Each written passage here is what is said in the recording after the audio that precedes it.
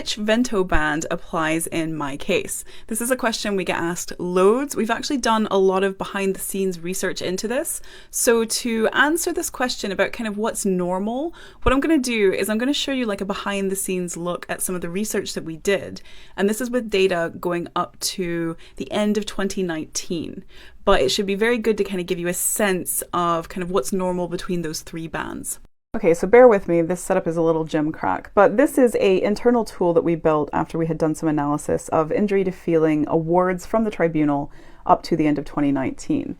And what you'll see here is from our analysis, the average award across all three bands was 16,000. Now, if you look at band one is really there for cases where maybe it was a one-off incident, it created feelings of hurt and upset, but it didn't cause them to not be able to work for a long time. It wasn't an ongoing campaign of harassment, things like that. The average at that band was about 7,800 at the time.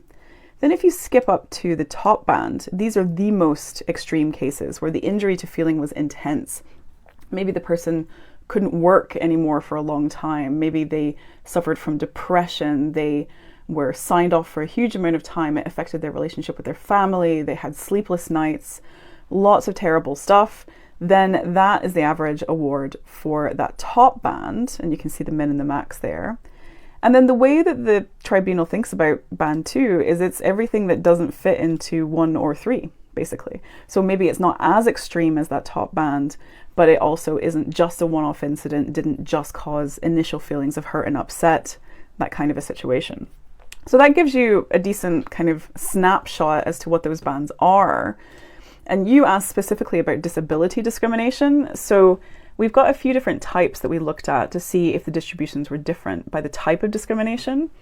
As of when we looked at this data, most of the cases fell into somewhere into band two, and only a few of them fell into band three, and then the second most was in band one. And you'll notice that tracks pretty closely with the sex discrimination cases, but as of this analysis, maternity didn't have any band three cases, which we thought was interesting.